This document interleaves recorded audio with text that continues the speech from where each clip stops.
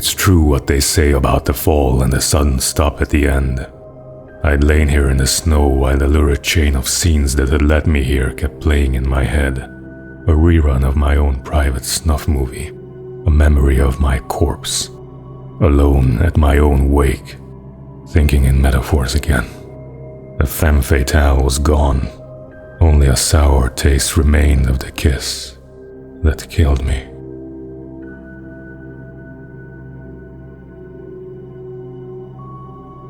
This was a late goodbye. 13 years after I'd gotten my revenge. It had finally caught up with me.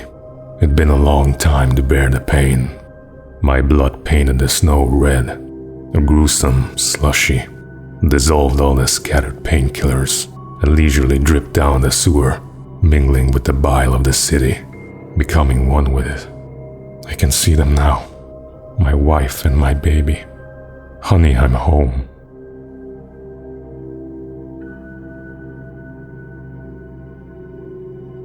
In spite of its human mask, to describe the dark presence as intelligent would have implied human qualities on something decidedly inhuman. Nonetheless, it found the one spot in the diner that was dark enough. Some light spilled into the corridor, ravaging it, but it took the pain.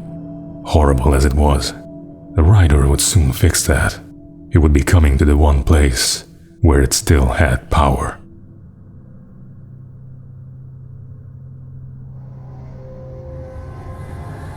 The kidnapper fired his gun one last time, and the shadow vanished into the darkness it had come from. See? Nothing to it, Wake. The thought of Alice in his hands was revolting. We stood on the wooden platform of Lover's Peak, the waterfall and the mountain behind us, the lights of the radio mast blinking red in the heights above.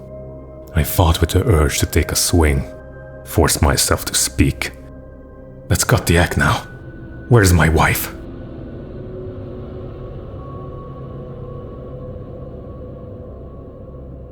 Alice looked through the viewfinder, lining up the shot. Cauldron Lake was breathtaking. Something caught her eye. A figure standing in the shadows behind the cabin, like a thin woman in a black dress. She lowered the camera and looked again. No one there. Just a collection of bushes that looked vaguely human-shaped.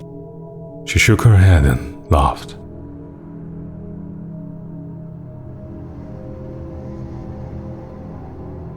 Barry had never gotten along with Alice, but he knew Ellen loved her with an almost frightening intensity. And now, something had happened to Alice. And here was Al, armed with a gun and saying things people got put in padded cells for. It was as if his friend had experienced a massive psychotic episode and was now totally disconnected from reality. It scared the shit out of Barry.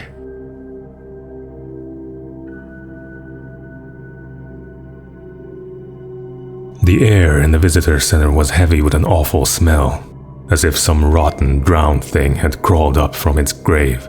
Rusty kept coughing blood. My eyes were drawn to the twisted shape of his broken leg. The attack had been vicious. Max whined in his cage. Rusty's eyes were wild with fear and terror. He gasped.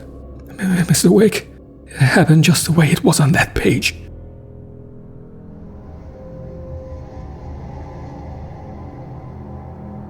The visitor center was sturdy, but the impact turned the front of the building into splinters. Rusty was thrown across the lobby like a rag doll and hit the far wall hard. It didn't hurt until he tried to move and saw his leg bend the wrong way, felt the broken rib stabbing him on the inside. Rusty howled in pain and fear, suddenly afraid to die alone.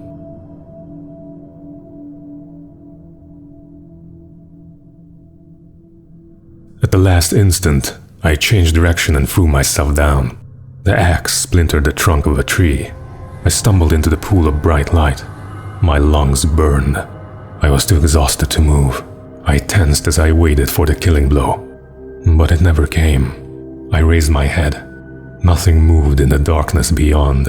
For the moment, bathed in the cold light, I was safe.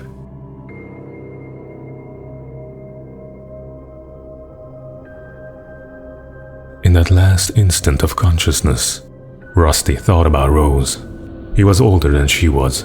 Rose was barely out of her teens, but she made him feel young and forget what a train wreck his long-dead marriage had been. He still wore the ring. He'd been waiting for her to tell him to take it off. Now she never would.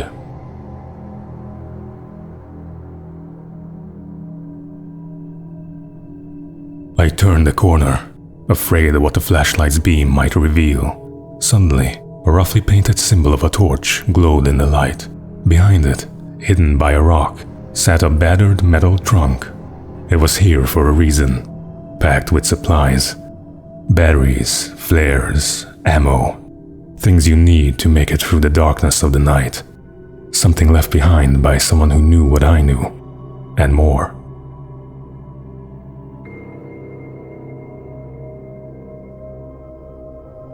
Agent Nightingale didn't want to be in Bright Falls. These little communities revolted him, and he didn't like the trees or the coffee. He now knew that impossible horrors lurked behind the storefronts and smiles.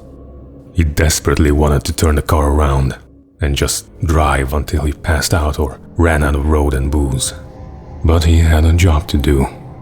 He had a rider to catch, at any cost.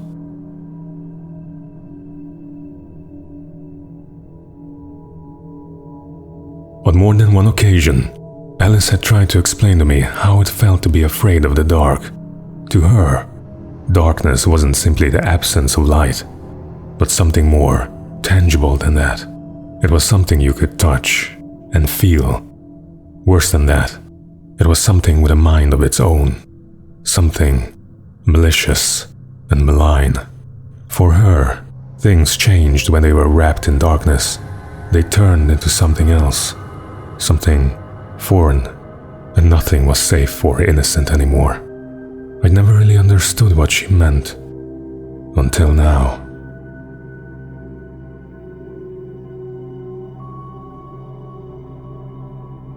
The night had been one desperate situation after another. I was exhausted, and my body felt as though it had been chewed up and spat out. The flashlight was heavy in my hand, and each pull of the trigger sent a painful shock up my arm. But I was finally out of the woods, and things were looking up.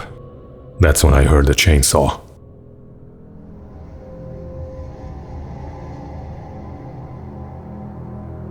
When Barry saw the darkness attack the visitor center, it made him a believer. The man L said he'd shot. They hadn't been just locals on crank. Somehow, the world had changed, like the channel had been switched without warning. You think you're watching a sitcom and you're really watching a horror show. When the birds started attacking the cabin, Barry wasn't surprised, just terrified.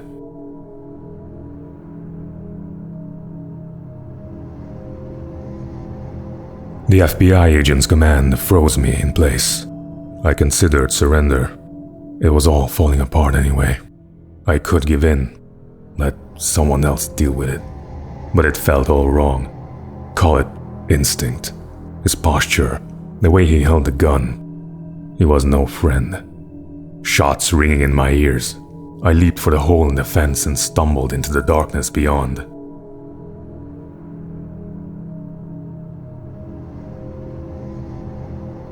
The dark presence had touched the girl to lure the rider into a trap. Now it was night, and he lay helpless, drugged, lit only by the flickering of the TV screen filled with static. Shadows coalesced in the room as the dark presence leaned close to the rider, ready to touch him again. Back to work, boy.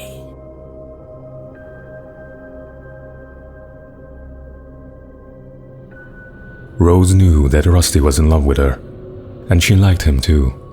She liked him a lot. He taught her to dance, and life had certainly taught her the value of a man who was gentle. He treated her well, made her smile, made her feel good. But Rusty wasn't the prince of her dreams, and that tended to underline the unbearable truth. She was no closer to that Hollywood magic than he was.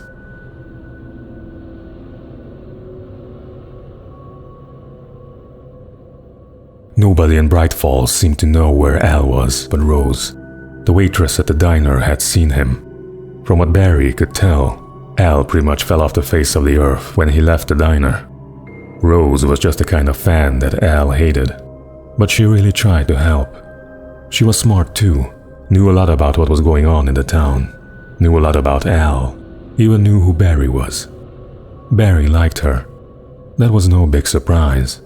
When it came to women, Barry and Al rarely saw eye to eye.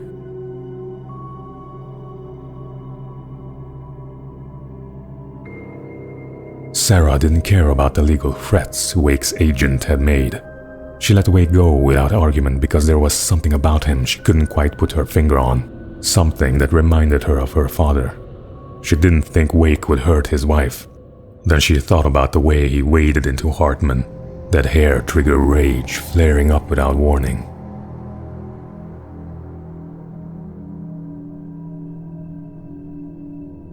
The logging site was a mess. The modular office had been pushed off the cliff. Deputy Thornton climbed up from the wreckage, excited, breathing hard from the exertion. Nobody there. It's weird. Don't you think that's weird? Bored, Mulligan let out a mighty snort. Hell, it's always weird, Thornton.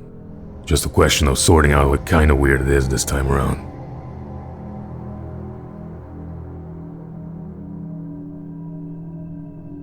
Shadows stirred and the wind picked up as I ran through the forest. I felt a dark presence turning its gaze toward me.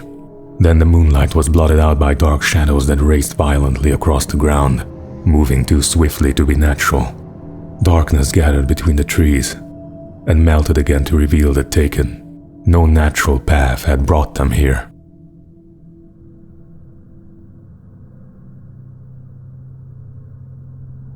There was no misunderstanding. Cauldron Lake was where Alice and I had stayed, but there was no cabin and no island. I was missing a week. What had happened to me? What had happened to Alice? I had to get her back. I couldn't face life without her.